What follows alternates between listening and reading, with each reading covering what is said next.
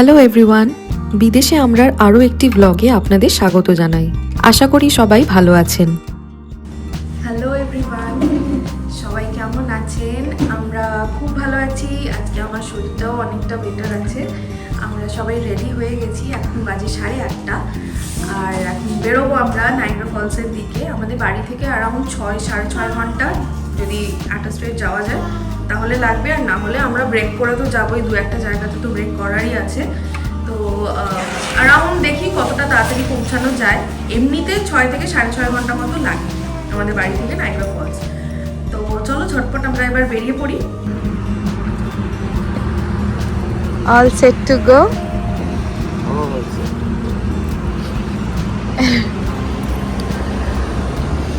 Hey, pew! Ready, steady, go! এবার আমরা যাব। ইয়ে!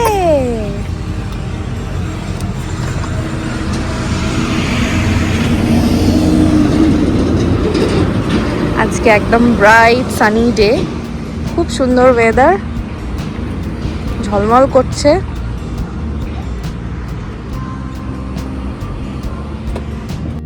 গতকাল অবধি শরীরটা বেশ ডাউন ছিল, রাতে ওষুধ খেয়ে শুয়েছিলাম, কিন্তু আজ সকাল থেকে অনেকটা বেটার ফিল করছি।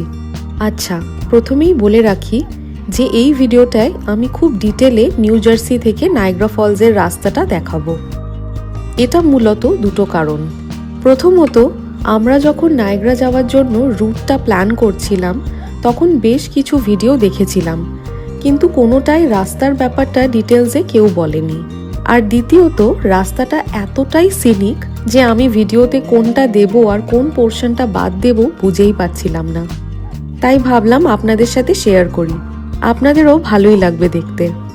আমার বাড়ি থেকে নাইগ্রা ফলস যেতে নিউ জার্সি ছাড়া আরও দুটো স্টেট দিয়ে যেতে হবে, এক পেনসিলভেনিয়া আর আরেকটা নিউ ইয়র্ক।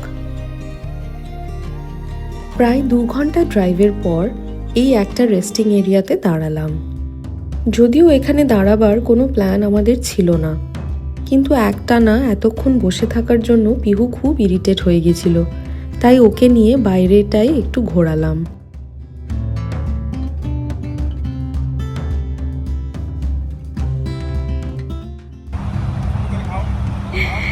এটা আমরা যেখানে দাঁড়াবো সেইটার আগের একটা এক্সিটে দাঁড়াতে হলো। পিহু একটু কান্নাকাটি করছিল বলে, তাই আমরা একটু আগের এক্সিটটাতেই নেমে গেলাম একবার। তো এই জায়গাটাও বেশ ভালো, এখানে বসে বেশ খাওয়া দাওয়া করা যায়। সিটিং একটা রেস্টিং এরিয়া, বসার জায়গাও আছে। তো আমরা এখানে বেশিক্ষণ থাকবো না, যেখানটাতে যাবো ওইখানটাতেই এবার বেরিয়ে পড়বো। জাস্ট এখানে 5-10 মিনিট একটা ব্রেক নিলাম। দেখি তো।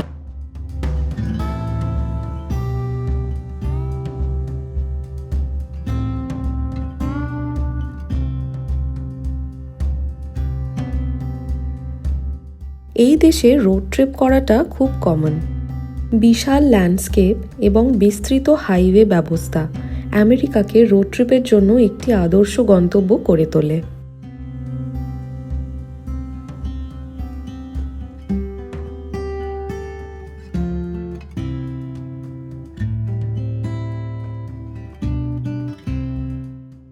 আরও 8 ঘন্টা মতো ড্রাইভ করার পর আমরা পৌঁছালাম সাদার্ন টিয়ার ওয়েলকাম সেন্টারে। এখানে 8 ঘন্টা 40 মিনিট অন্তর রেস্ট এরিয়া থাকে, যেখানে গাড়ি পার্ক করে ব্রেক নেওয়া যায়।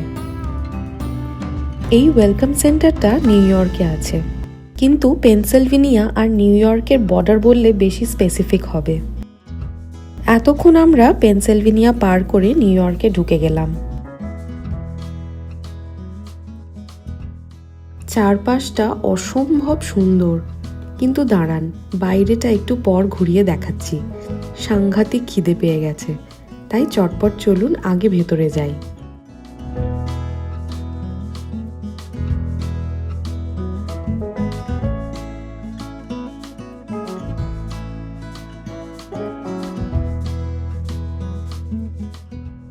ভেতরে কেনা খাবারের অপশন খুব বেশি ছিল না। আমাদের খুব একটা অসুবিধা হয়নি, কারণ আমি খাবার প্যাক করে বাড়ি থেকে এনেছিলাম। আমরা জাস্ট একটা করে কফি নিয়েছিলাম। তবে ভেতরটা বেশ নিট অ্যান্ড ক্লিন, আর বসার জায়গাটাও ভীষণ সুন্দর।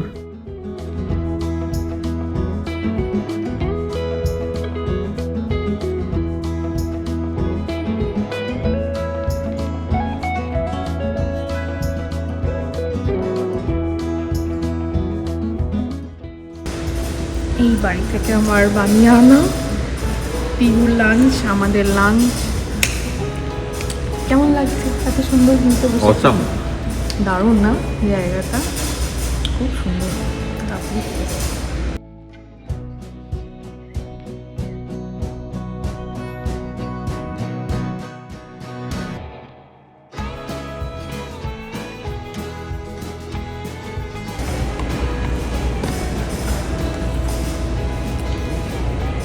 এত সুন্দর ওয়েদার, এত সুন্দর জায়গা, বাড়ির তৈরি খাবার খাওয়ার মজা থাকে কিন্তু আলাদা। জানি না কে কে এগ্রি করবে, বাট আমার হোমমেড ফুড, বাড়ির খাবার খুব ভালো লাগে খেতে। খাওয়া দাওয়া হয়ে গেছে, এবারে চলুন বাইরেটা দেখাই আপনাদের। এই ওয়েলকাম সেন্টারটার পাশেই বাচ্চাদের ছোট একটা প্লেয়িং এরিয়া আছে, যেখানে অনেকগুলো বাচ্চা বেশ মজা করছে, আর তার পাশেই একটা পার্কের মতো আছে।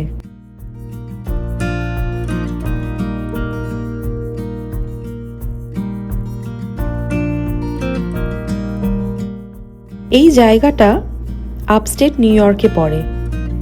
নিউ ইয়র্ক আপস্টেট হলো নিউ ইয়র্ক সিটির মেট্রোপলিটন এলাকার উত্তরে নিউ ইয়র্ক স্টেটের একটি অঞ্চল, যা বিভিন্ন প্রাকৃতিক দৃশ্য ধারণ করে।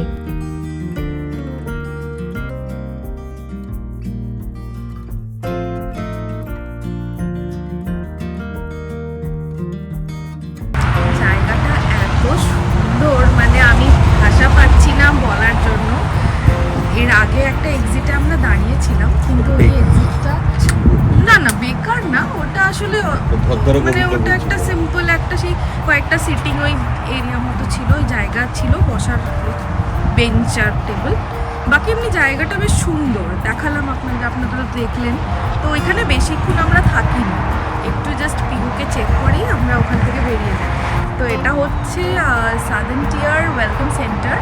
এই জায়গাটা ভীষণ সুন্দর, চারিধারে পুরো পাহাড়ে ভরা, আর মাঝখানে রেস্টিং এরিয়াটা, এই যে পেছনে আমার দেখতে পাচ্ছেন কাঁচের এটা।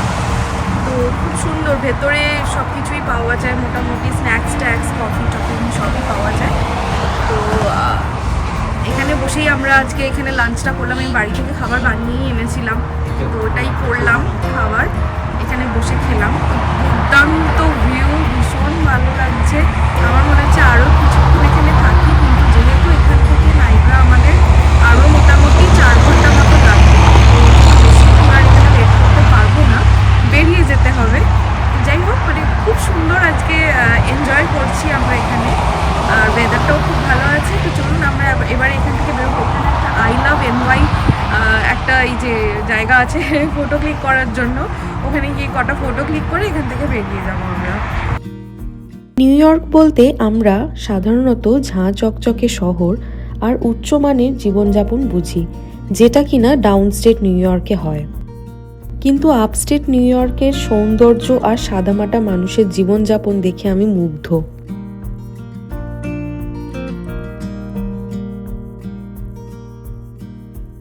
সুন্দর একটা সময় কাটিয়ে আমরা সাদার্ন টিয়ার ওয়েলকাম সেন্টার থেকে রওনা দিলাম নায়াগ্রা ফলসের উদ্দেশ্যে। এখান থেকে নায়াগ্রাতে আমাদের হোটেলে পৌঁছতে আরও 4 ঘন্টা মতো লাগবে, মানে প্রায় 200 মাইল মতো ডিস্টেন্স।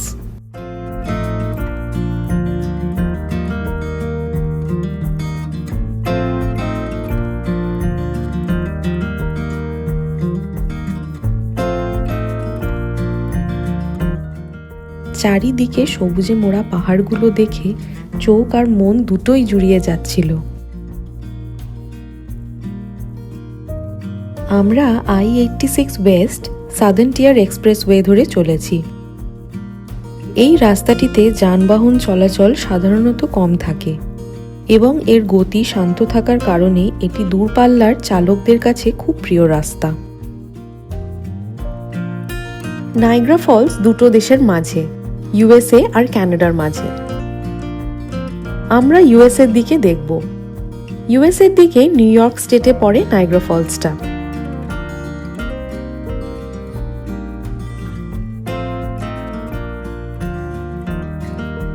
এবারে আমরা I-390 নর্থে ঢুকে গেছি, যেটা I-86 ওয়েস্ট আপনাকে রচেস্টার এলাকার সাথে কানেক্ট করে দেবে। এটি ফিঙ্গার লেকস অঞ্চলের মধ্যে দিয়ে একটি মনোরম পথ, যেখানে মাঝে মাঝে লেকের দৃশ্য এবং মুগ্ধ করার মতো ছোট শহর দেখা যায়। ওই উইন্ডমিলগুলো দেখেছেন? কত দিন পর এরকম উইন্ডমিল দেখলাম।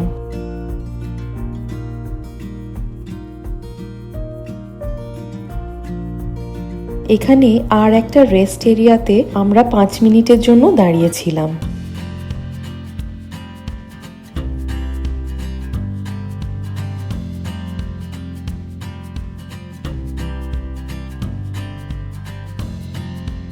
পুরো রাস্তাটার মধ্যে এই জায়গাটা আমার সব থেকে ভালো লেগেছে।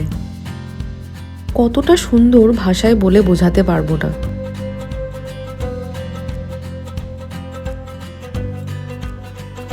ছোট ছোট গ্রামের মধ্যে দিয়ে রাস্তা, যার দুপাশ জুড়ে রয়েছে চাষের জমি।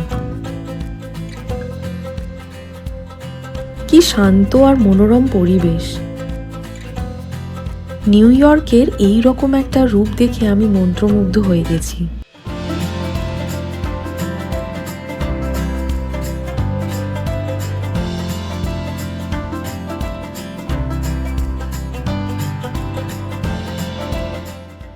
তারপর ফাইনালি আমরা I-190 নর্থে উঠে পড়লাম।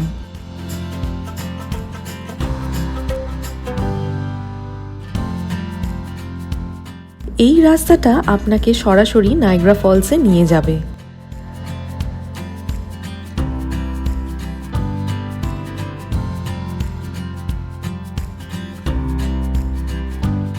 এই পর্যায়ে এসে মনে হচ্ছে কতক্ষণে পৌঁছবো।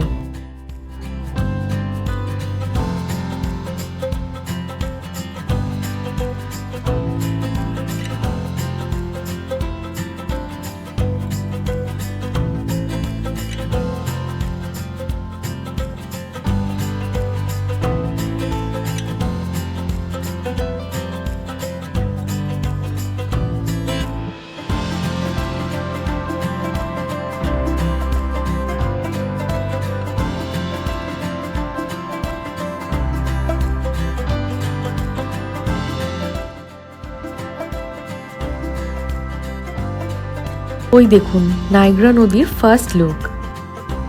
এই রাস্তাটা কিন্তু নায়াগ্রা নদীর পাশ দিয়েই যায়।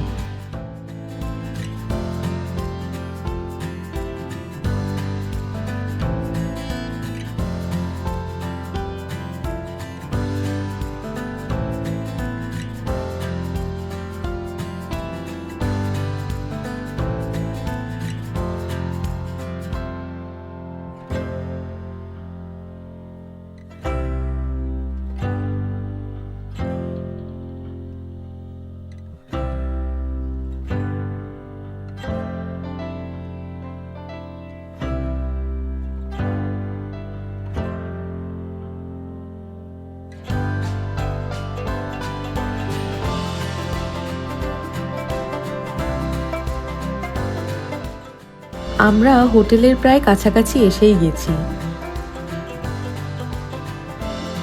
আমাদের পৌঁছতে 6:30 হয়ে গেল। আজকে রাতে লাইট শোটা আজ আর যাব না, তবে একটু লেট করে হলেও আজকে ফায়ারওয়ার্ক শোটা দেখতে যাব।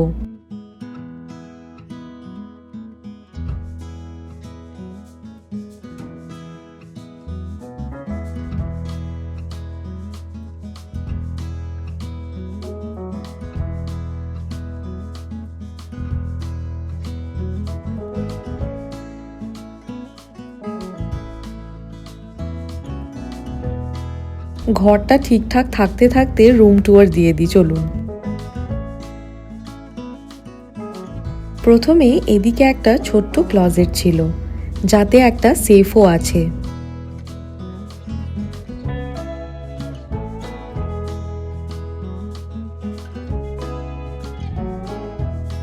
তারপর এদিকে ছিল ওয়াশরুমটা।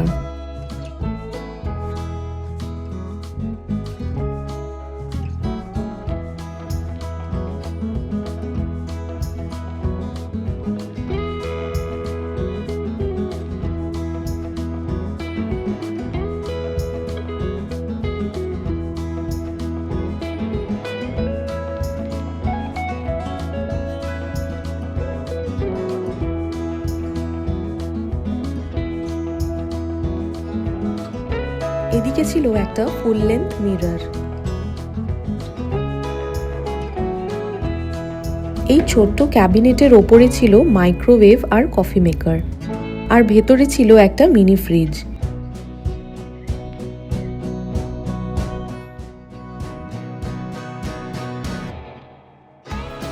দুটো কুইন সাইজ বেড আছে।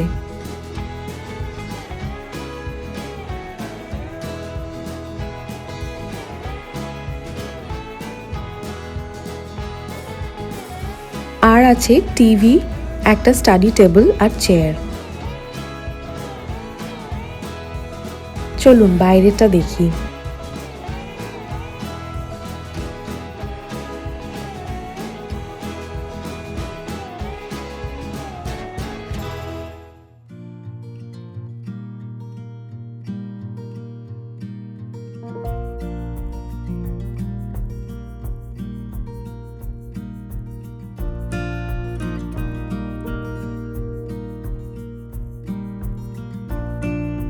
আমাদের হোটেল থেকে নায়াগ্রা ফলস হেঁটে 10 মিনিট।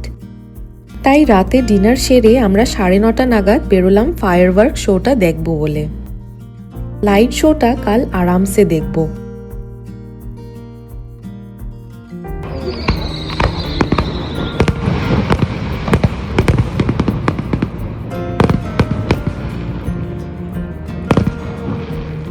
নায়াগ্রা ফলসের ওপারে যেটা দেখছেন সেটা কিন্তু কানাডা।